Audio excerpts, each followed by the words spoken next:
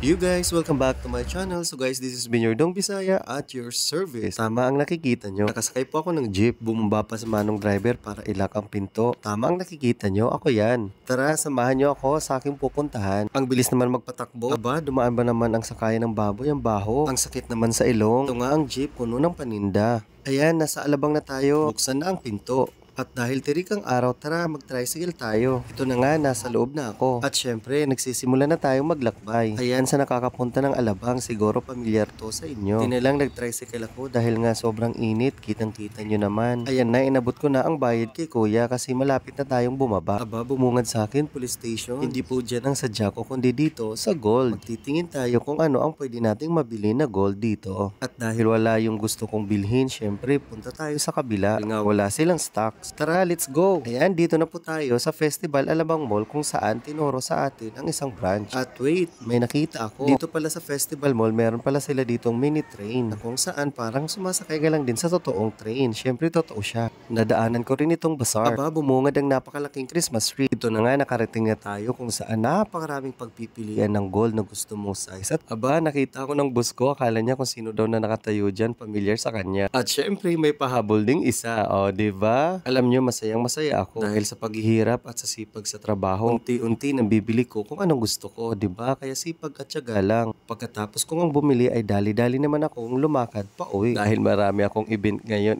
gagawin pala. So ito na nga, nandito na ako sa sakayan ng jeep papuntang Pasay. Saktong-sakto may jeep na malapit nang mapuno. Ito na nga, umakyat na ako at umupo. Ayoko naman sa unahan, gusto ko sa dulo para mas mabilis makababa kung malapit na. Mga busy ang isa't isa. Dahil sa sobrang pagod, di ko na nga namalayan, nakaidlip na pala ako. Fast forward na natin, nasa bahay na ako.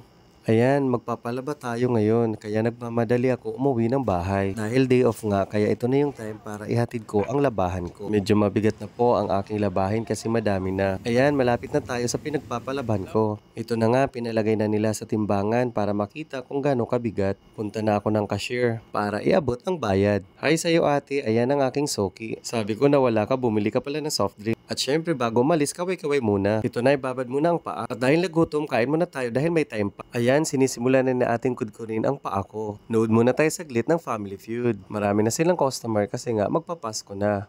Nilalagyan na ni ate ng kulay puti. Hindi ko alam kung anong ginagawa niya dyan. So ayun na nga, kinukudkud na ni ate ang mga paa ko. Grabe, ang galing-galing talaga ni ate, kaya salamat sa'yo ate, mamaya may bonus ka. Ayan, congratulations, may nanalo na sa Family Feud. Kaya na nga, sinisimula na ni ate linisin yung mga paa ko. At ito na ang after result. So ayun, lumipat ako sa kabila para magpagupit. At syempre, sinali ko na rin ang pagpapakuli ng buhok. Top din sa'yo, ang galing mo. Ito na ang result after gupitin ng buhok ko. Ngayon naman, sinisimulan ng lagyan ng kulay ang buhok ko. Nga pala, ang napili kong kulay ay dark gray. Sabi ng hairstylist, yun daw yung babagay sa akin. Kawawa naman si ate, pagod na pagod magpaganda. Doon na nga, nabanlawan na at tinatanggal na ng hairstylist. Siyempre, binoblower para mas mabilis na matuyo. So, ayan na mga kadong Bisaya, nakikita na natin yung after result. So, ayan na po. Ayan, napadaan din po ako ng simbahan. At dahil day of today, hindi pa tapos ang pamper ko sa sarili ko. Ngayon, pupunta naman ako sa Royal Thai Massage. Ito, nakapasok na tayo sa loob. At syempre, pipili tayo ng package kung ano ang gusto natin. Ayan, pagkatapos magbayad, pinaakyat na ako sa taas. Tingnan nyo naman, ang ganda at napakasimple lang. Salamat at natanggal ang stress at pagod ko. Kaya hanggang dito na lang. God bless. Yun lang. God bless.